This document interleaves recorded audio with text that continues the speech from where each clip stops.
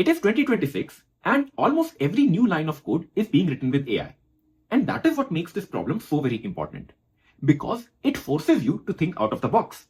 And the best part is, it does not even require you to know any advanced data structures. All it needs is you understand how arrays work. And even then, it is still a little tricky to solve. That is what makes it very much likely to appear in your next interview. So what can we do about it? Let's find it out. Hello friends, welcome back to my channel. First of all, let us try to make sure that we understand the problem statement correctly. And trust me, if you do it, half the battle is already won. You are given an unsorted array nums, and you have to return the smallest positive integer that is not present in this particular array. That's it. And if you look at this problem statement, it even feels very simple to look at. You are given this particular array and tell me the first missing positive number. The size of this array is 3. So you can have numbers 1, 2 and 3. Out of these, what is missing? You have 1, you have 2, you don't have a 3. So 3 will be your answer in the first test case. Now check out the second test case. You have 4 elements. So you can have numbers 1, 2, 3 and 4. Notice that you're only concerned about positive numbers. Therefore, we are not considering 0. So you have 1, you do not have 2.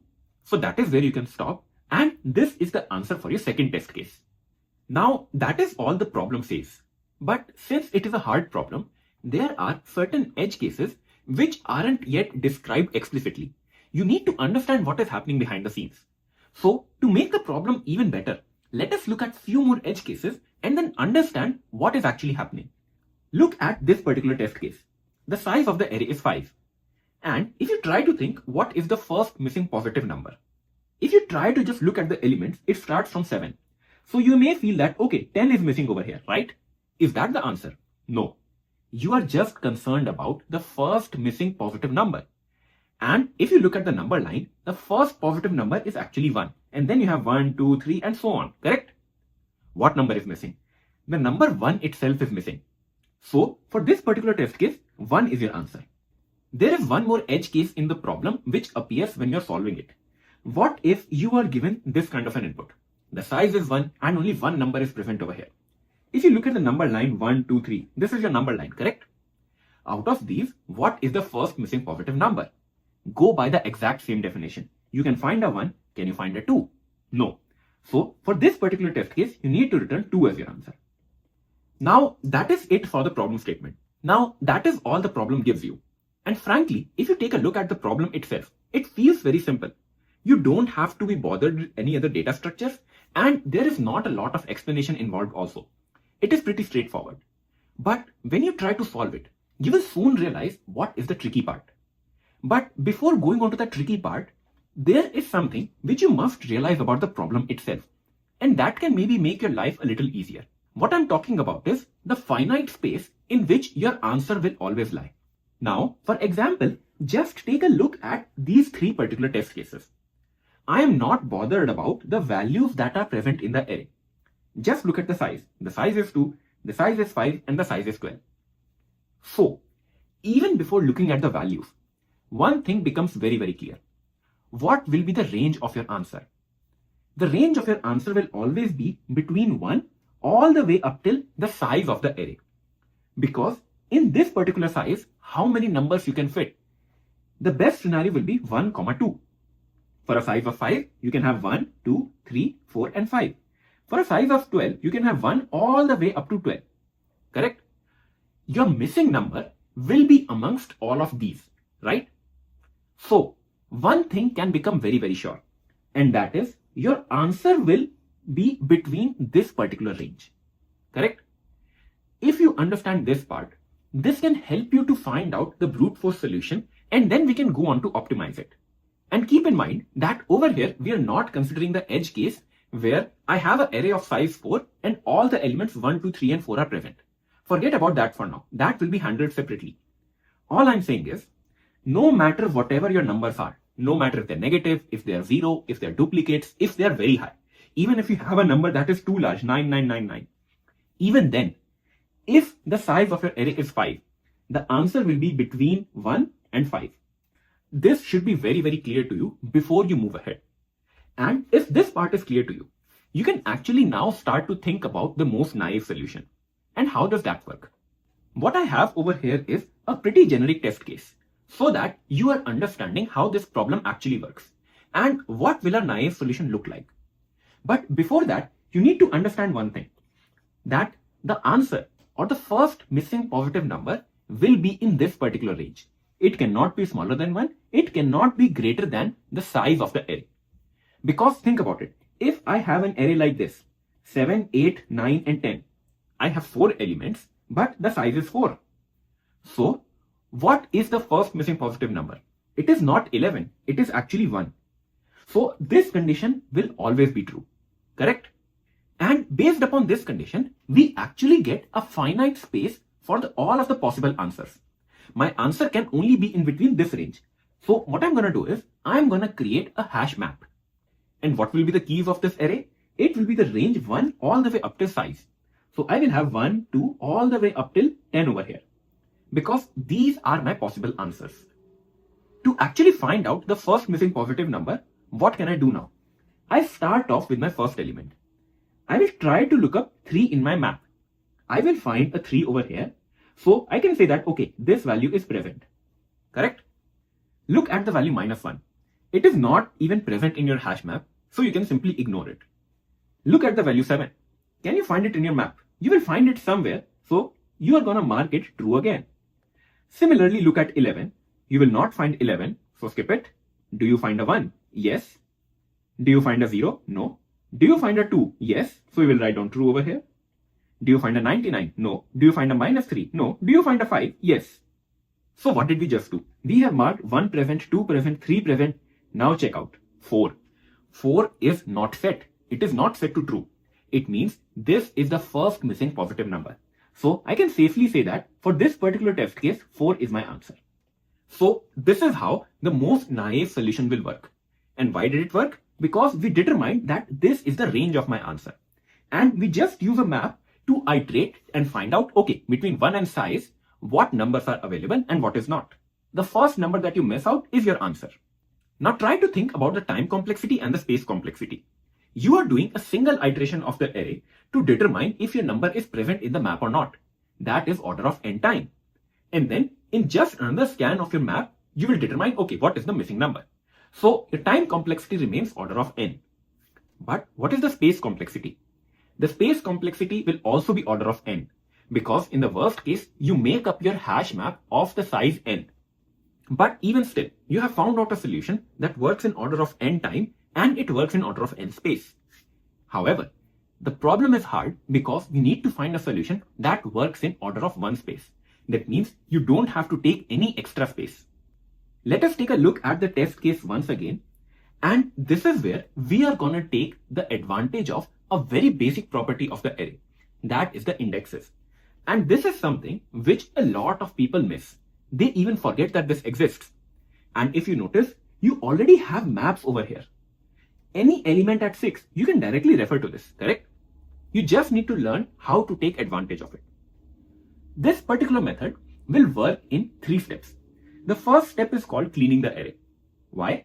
We have determined that our answer will lie in this particular range, correct? So, any value that is negative, 0 or greater than the size, they are all useless to us. I do not want to use them. They provide me no value. So what I can do is I can just replace all of these values with any terminal value, like a positive infinity or anything, just making sure that these values are of no significance to me. So I will do one iteration of the array, and any value that does not lie in this range, I will mark it as a sentinel value. So all of these values will actually translate to a infinitely positive number. So let us say I'm going to translate all of these values to 99. These values got transformed, and what about the other values? They remain the same. So I will just copy them. So currently my array looks like this. And this is where I have performed the first part of the problem, like cleaning the array. These are the only values that matter to me. Now is the time that I actually take advantage of all of the indexes. And think about it. If my array size is 10 and my answer is also in the range of 1 to 10, then in my array, whether it is sorted or unsorted, I should have all of those values, correct? So if I have indexes between 0 to 9, in my array, I should have the values between 1 to 10. They can be in any order, right? So you need to take advantage of it. Over here, I got my array like this now. And remember that we have only done one iteration. Somehow you need to mark all of the values. Somehow you need to make a presence that, okay, I have found out this particular number. And this is where you take the advantage of the indexes. Look at this particular number. This is 3. What is 3? 3 is basically the third position. So what you want to do is, whatever is the number, look at this particular position. So 3 minus 1, and you are looking at this particular index. If this value is positive, make this negative and store it in your same array. Basically what I'm doing is, if a number got negative, that means that particular index, that value is present in the array. You will soon see how all of it works. Look at the next value now. It is 99. What will you try to do? You will try to look at the 98th position. It is not present in the array, so you skip it. Look at the value 7 now. 7 minus 1, that is 6. So you are basically over here. This is the 7th position in your array. Since this number is positive, just mark it as negative. Look at the next number. It is again 99. You don't have to do anything. You come over here, 1. So 1 refers to the first position. So 1 minus 0, you are looking at this particular index. This number is positive, so you make it negative. You get 99, skip it. You get a 2. 2 is basically the second position in your array. So you will do 2 minus 1, and it means you're looking at the first index. This is where my positive value comes in handy. I am just gonna mark it as negative. The minus 99 isn't telling me anything. It is just the minus sign that is telling me that, okay, this number is present in my array. Now keep on going ahead. I have a 99 again, don't do anything. Again a 99, nothing to do. I get a 5. What is 5? 5 is actually the fourth position. So we'll do 5 minus 1 and you land at this position. This number is positive, so you mark it negative and you get your number. What about the other numbers now? Look at this, this, and even this. Since nothing landed you over here, just copy down these values as it is. Now think for a moment. If this array had the value 10 somewhere, then what would have happened? 10 minus 1, you would have gone to this position and this number would have turned negative. Since this did not happen, it means the number 10 wasn't present in my array. Similarly, since this value is positive, it means the number 9 wasn't anywhere in my array. So the next part becomes actually very, very simple. You have now got an array which is marking that, okay, if the number over here is negative, it means this particular index is referring to a number which is present. Now try to add up everything and you know how arrays work. They work on the zero-based indexing. You now have this particular array. So to find out the first missing positive number, what do? Just scan your array once again and find out which number is still positive. In the first position, you have a minus. It means this particular number plus 1, this would exist somewhere in the array. This is also negative. It means 2 was somewhere in the array. This is also negative. It means 3 was somewhere in the array. This number is positive. What does it mean? It means the number 4 was not present in my array. Because if it was present, I would have done 4 minus 1 and I would land at 3. And this would have become negative. So I can safely say that this particular array didn't have the number 4. And this is the first missing positive number because we are going in a linear fashion from the very beginning of the array. So what did we achieve over here? We actually did 3 total scans of the array. So it is order of 3n, but it translates to order of n. And that is the desired time complexity. But we did not take any extra space. We just used a constant space and every operation was in place. So that is the optimal solution and the most efficient way by which you can find out the first missing positive number. Now let us quickly do a dry run of the code and see how it works in action. And by the way, if you look at my premium LeetCode navigator, you will find this problem right over here. It is among the top 10. It has been liked by 18,000 people, and notice it just uses the array data structure and it has been asked by 35 different companies. So you can understand what makes this problem so very special. If you're also interested in this premium LeetCode navigator, which shows all of the different problems, all of the different companies that have been asked, you can find the link in the description below and you can simply download it. However, if you now go back to the actual dry run, it is very, very simple. What do I have over here? I have my function definition that just takes in the array. The first step is literally what we said, cleaning the array.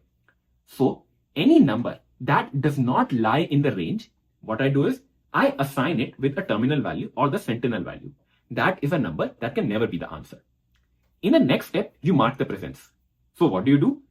Take up the number, try to go at that position, and then you are gonna mark it as negative. After this step, you have now marked all of the positions that you have visited. And now it is time for the third loop. Again, iterate through the array. The first number that you find that has been left positive, that particular index is the missing number. So you simply return I plus 1. If you remember, I talked about a condition when the size of your array is 3 and all the 3 numbers are present. This is where this last condition comes in handy. If you have found out all of the numbers, what is the missing number? It is just the next number available. So if you just got an array of size 1 and you had the number 1 in it, then what is the missing number? That is 2.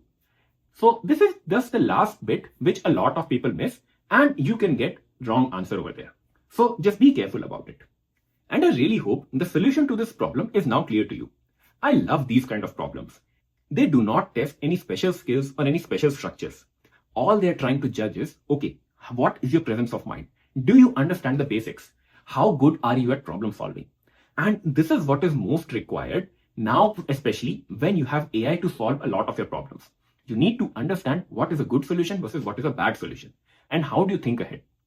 So while going through the problem, if you faced any problems, do let me know. And if there is any other solution in your mind, let us discuss that also. I would be happy to discuss all of it. As a reminder, if you still like such human-made videos, please do consider subscribing to my channel and share this video with your friends. This really keeps me motivated and I can make more such videos. Also, a huge shout out to all of the members who support my channel. You guys really keep me going. And as a member, you do get priority reply to your comments and early access to new videos as well. Stay tuned for my upcoming video. And also remember that now you can schedule a one-to-one session with me and we can discuss about almost anything. See you in the next one.